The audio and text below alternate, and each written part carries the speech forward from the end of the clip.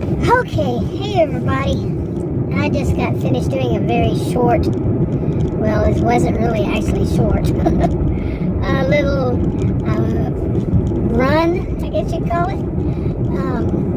Trying to do some food or shop and pay kind of deliveries, but I guess I'd say I only did two.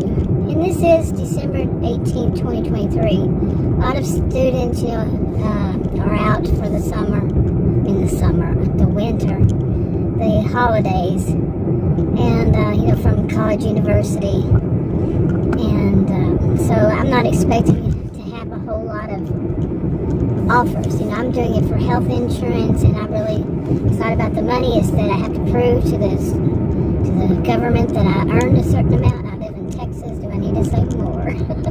60-year-old homemaker has to go to get affordable health care, has to do this with my health. As it is. Anyway, I just did one of those weird orders, and I called. It was Uber Eats, and I called and let them know, okay, you need to stop, all right? Thank you. But I let them know, I called them and said this was a strange order. I didn't feel safe. It was in a really wealthy area. This is all wealthy out here.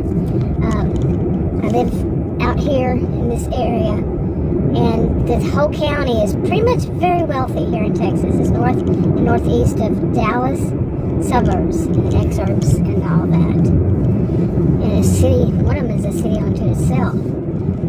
Big city. So, anyway, I know the area, and I don't want to stereotype and say just because it's wealthy this wouldn't happen, but because it did. And I know that I'm a sociologist, but generally what I saw wouldn't be happening in that area. But like I said, it really doesn't matter, honestly. There are statistically, of course, some areas where there's more crime, and I should have mentioned this, that one of these suburbs is known for its low crime. They have this is Texas, they have some really good cops, especially out in the wealthy areas, you betcha. That's my view. I could be wrong, but I'm not. So anyway, what it is, I did a little short video of it while it was, had happened, after it had happened, and after I'd called to support Uber Eats, and let them know. They put me to two people, and the first one says, I'm calling, I called about safety issues, and that's what I report. Said, so you're calling about safety issues, and I said yes, and so it put me to somebody. Well, he took all that information, I went through the whole thing, and then he said he has to put me to somebody else. And then she got all the information again, and she said, do you mind if I put you on hold for 1 to 2 minutes? I said, yes, I do.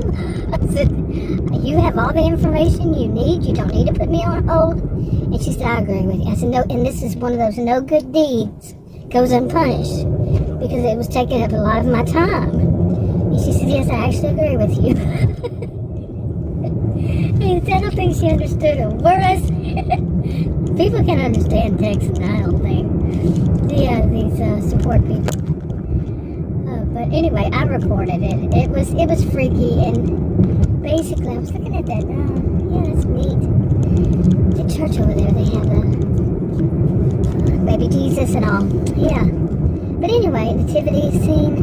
Yeah. It's been a long time since I've said that. But anyway, had any reason to. But anyway, the thing about it was I think it was. Okay, sorry about that. But I think it was that a teenager. This is what I am.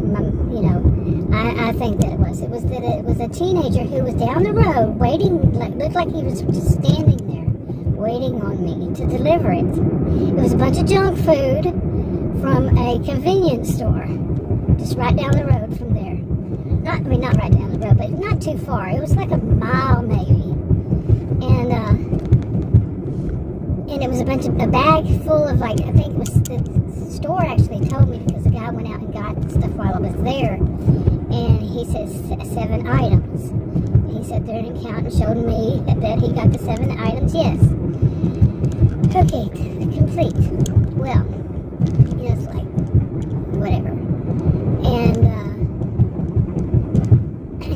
delivered it, I had to turn around because on the right side of the road, which of course I'm on the right side of the road, it had people parked on the side of the road, so I turned around to park. The house was actually on the left, and to turn around and did that. And when I did, he started walking toward me, and something gave me the heebie-jeebies, big time heebie-jeebies, man, seriously. And he just had a hoodie on, and yeah, they're not supposed to be out for the holidays until, I could be wrong on this because I'm thinking Plano, which this is Plano right here, to Plano, Texas, and that was Murphy, Texas. They might be out already for the winter break, the holidays. But and the last time that I had that kind of thing with teenagers, they gave me it was on DoorDash, and they gave me a contract violation because the customers called in. The customer called in and said they never received it. DoorDash has proof that I delivered it. I have proof that I delivered it. But because the customer said they didn't receive it, they gave me a contract violation. And because they gave me a contract violation, I don't use DoorDash anymore. No, thank you. I'm not playing that game. This is Texas. There's no proof to be had that I am at fault. And so, there it is. No, thank you. No, thank you. Not happening. And plus, it always went in and out here. But anyway, this was Uber Eats. So, like I said, I turned around, I'm talking in my SUV, turned around to park, right in front of the house. And the house was like at the end of another road that was perpendicular to it. So, across from there, where that road was coming from. And I parked. Took pictures before I went up there because I've learned that because of that contract thing on DoorDash. I learned to do this on Uber before I even get out. I'm going to take a picture of the house. I'm going to take a picture after I deliver it for myself. A picture of the house and the house number if I can possibly get it. Those usually, quite often I have to do from my SUV that has to be that far away so I can get the street number on the house and the picture of the stuff that I delivered. That's how far it has to be sometimes. Not always, but sometimes. But I'm doing that now. Yeah, not playing this game. And anyway, so I did all that, but the weird thing was besides the kid, and then once I went to get out of my SUV, I looked around because he gave me the heebie-jeebies, like I said. And I didn't see him anywhere. And he was walking down the sidewalk. Coming toward me when I turned around, to park. So I'm like, this is real suspicious. He probably ducked behind a house or something. And so I brought the stuff out, and I was feeling creepy. I was feeling, like I said, the heebie-jeebies big time. And so I dropped the stuff off the door, and it didn't even have a doormat. I never put it on the doormat. I put it closer to me than the doormat is to the door. To where I'm walking up. I'd never put it on the doormat. So I put it on the doormat, walked enough away from the house to I looked around, made sure, and took a picture of it. But when I did, I looked, I said, what is that? Somebody had used chalk and had drawn on the where the doormat would have been, drawn on it a skull. Okay. Circle and then an X through the skull. That is definitely not that type of neighborhood. Yeah, just definitely not. Plus the door. Here's the big thing that puts the story all together: is the door had a what's it called? What are they called? Those locks that real estate agents use that you have to use a code to get in, and it had that. And I'm like, I didn't see any sign anywhere outside of the house that said, this house is for sale. And when I got out, to take the picture of it, the house, like I said, I had to get it all the way to my SUV, and I looked, and I kept looking because I wanted to be inside my SUV with the turned on and ready to go. The door's locked. It's heebie-jeebies big time. Like I said, big time heebie-jeebies. And when I looked over there, the weird thing about it was that the windows, some of them were open. There's really expensive houses I'm talking about out in there. Really wealthy area. And I looked, and some of the screens were rolled up, and I could see just a certain, I'd say maybe 12 inches rolled up to where I could see inside the house.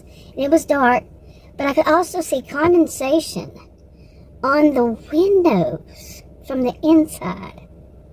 Condensation? I don't know about all that. Seriously. Heebie Jeebies big time. So I called Uber and let them know.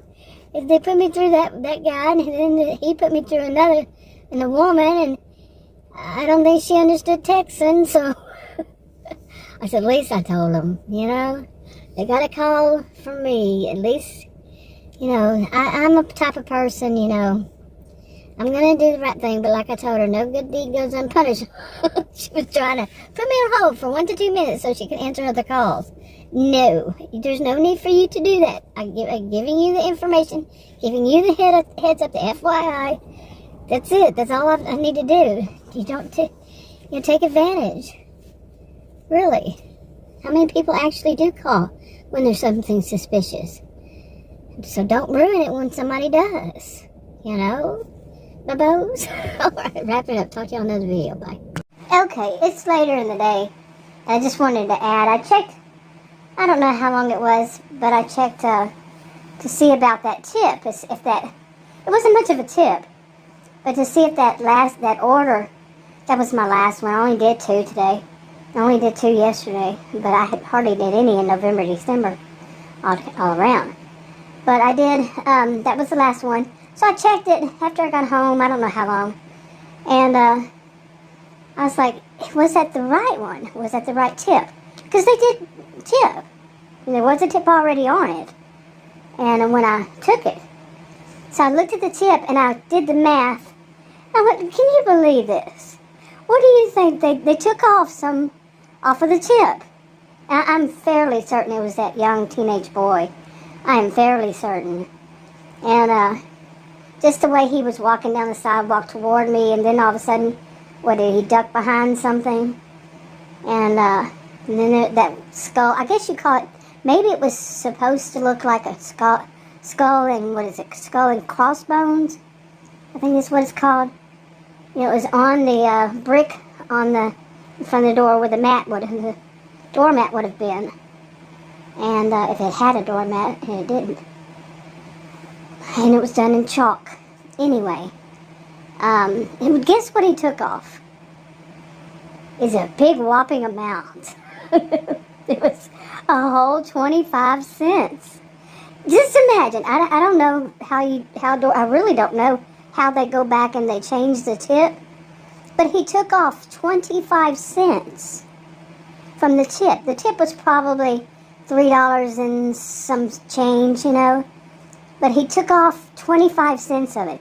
Didn't he have to actually go back to the app and change it? Now, how do you see that? I know how I see it. How do you see it? But really think about it. Anyway, I just wanted to add that part on. And I don't mean to say that all teenagers are bad, but my experience is pretty raw, and I was pretty triggered. With the one that caused me to never going to use DoorDash again. And it was 4 teenagers, 2 boys, that were like 2 houses down, and then 2 young teenage girls that came running out of the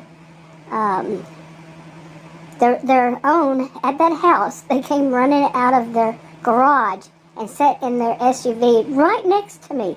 They didn't even look over at me. I don't think they knew I was sitting there. Seriously, honestly. I mean, it was like there was enough room for a car to go through between us. They were sitting right there. I would have learned the lesson then, or should have. I think it's dangerous. I really do. But it's to video. It's a whole story. But or take picture of something, if something's suspicious or not. I'm gonna always take a picture of the house when I drive up. And, take a picture of when for myself. not just for them. I'll do it for them. The picture I have to give, Uber Eats. I'm not doing DoorDash. But Uber Eats and the other one I don't name it. But I'll do that, but I'm going to have a copy myself and I'm going to upload it so it has the date to an account, a channel I have on YouTube that I put things, that I don't make public. I'm going to continue to do that. Okay, so, no, I'm not playing these games. But yeah, I mean, come on, really, seriously, 25 cents he took off. Wow. Anyway, wrap this up.